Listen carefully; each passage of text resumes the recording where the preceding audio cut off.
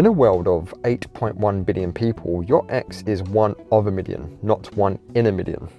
With those kind of numbers, the one, whatever the fuck that means, is a bit of a silly concept. So stick around and I'm going to get into today why you didn't lose the one and you've got plenty of suitors out there. And I'm going to teach you how to take your ex down off of that pedestal, because after all guys, what we put on a pedestal, we end up hating and despising. So why waste the energy? Stick around and we're going to realign the mindset of the one on why that is total bullshit. And that is going to help you get through this.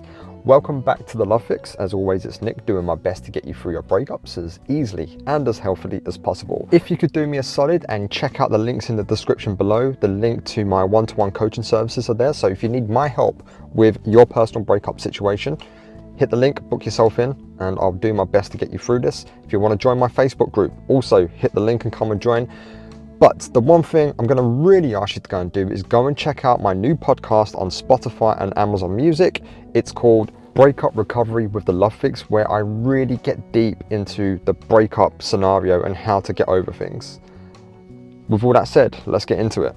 The concept of the one is a fascinating one, and I get it. It's seductive. It sounds marvelous. The one is mysterious. The one has the cheat codes to your heart. The one already knows and understands you.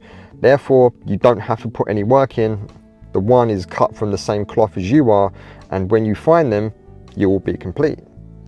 My friends, there's only one outcome to that way of thinking, and that is a breakup and being lonely for much longer than you need to be. The one implies that romantic love is unconditional.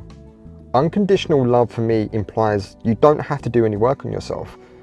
My friends, you're not special. I'm not special. Your ex or future partner isn't unique. And therefore, in a world of over 8 billion people, it is statistically improbable that you are only aligned with one person. So why are we giving all of this power to one person? Now I get it, you're in pain. The person that you cared more about in the world, the person that completed you, has left and they've chosen not to be with you anymore. And that is a bad day for anyone. But my friends, to ease this pain, to reduce the amount of pain that you're going through right now, you have to take them down from the pedestal. What the fuck does the one mean? In a conventional sense, the one is your everything, the other half to your coin, the thing that's been missing in your life. But here's Nick's dictionary definition of what the one means. I'm too lazy and entitled to do the work on myself to get the relationship I want. I do not want to change anything about myself, and if my soulmate does not like that, then they are not the one. My soulmate will accept everything because everyone always tells me how great I am. I deserve love, I deserve the one, and the one will find me. Now, doesn't that sound just a little narcissistic with a hint of entitled thinking? Well, that's because it is, but let's reverse this. What if your ex also had the same mindset as you, the one? Doesn't that sound like the conditions of a psychopath, that you should just know everything about them, that you should just complete them, that you are clairvoyant? Isn't that a little bit unreasonable? So this is what I'm trying to say, guys. Don't come at this from the perspective of the dumpy. Come at it from a perspective as that your ex was the one pushing you away. Your ex was the one that was putting you under a ton of pressure to fit a certain way by a certain time, and just to understand how everything was going on. How would that make you feel? Wouldn't that just make you feel slightly unhinged and have the desire to walk away? Because I think what we fail to do in breakups, and it's easily done, I've done it, I'm not saying I'm any different here, and I'm not trying to get on my high horse. We only see it from our point of view, which is okay. But if you truly want to heal, if you truly want to move on, try to put yourself in the mindset of the dumper and how they were feeling.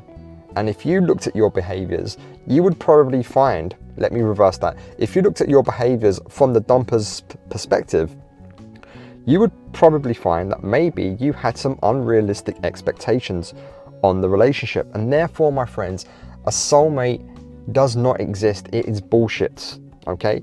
Now, are there better people out there suited to you? Yes, absolutely. Absolutely. But there's a lot of people out there that are not suited to you. So, my friends, In a world of 8.1 billion people, if you are only compatible with, let's say, 1% of 8.1 billion. Now, I don't know if my maths is 100% correct here, but that's around 80 million potential suitors that you can go and have a great life with. Now, you're not going to meet 80 million people, but my point is that debunks the concept of a soulmate, because you've got 80 million potential candidates. So how the hell can a soulmate exist in a pool of so many wonderful candidates? The very concept of the one is an entitled victim's mindset, and people with victim mindsets will attract other victims. So, my friends, if you want to have better relationships in the future, if you want to start feeling better, you must have a growth mindset. You must have a student's mindset. You must ask questions. Ask, what was the lesson here? How do I level up? How do I become better?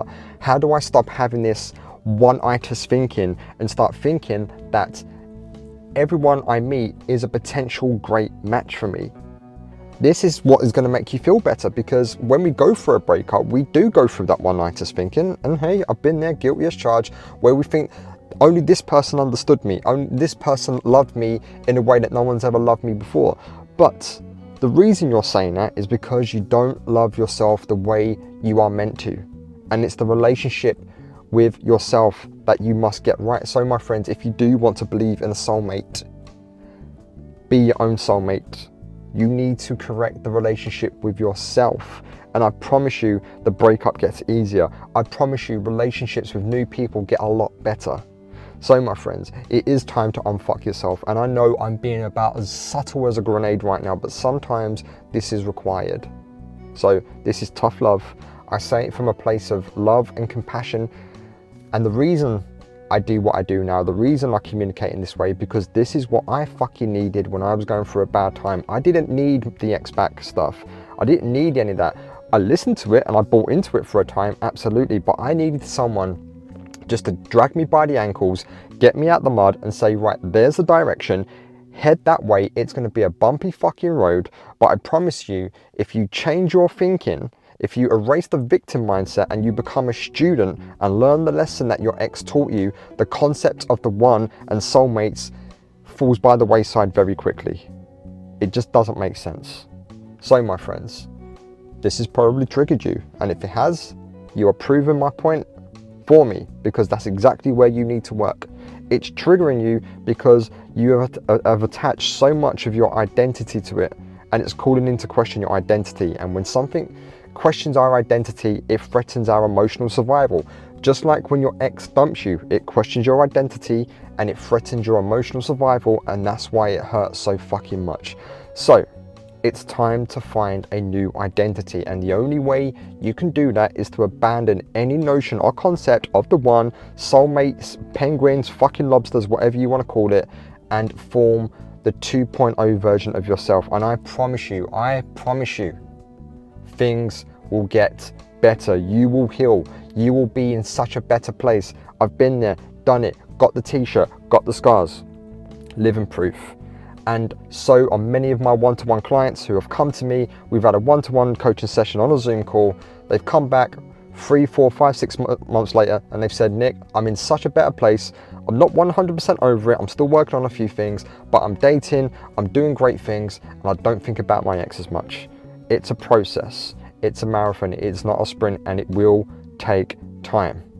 So my friend, you must be kind to yourself, and you must abandon the notion of the one that only this one person understood you. Only this one person knew who you were inside and out. That's bullshit. Know thyself.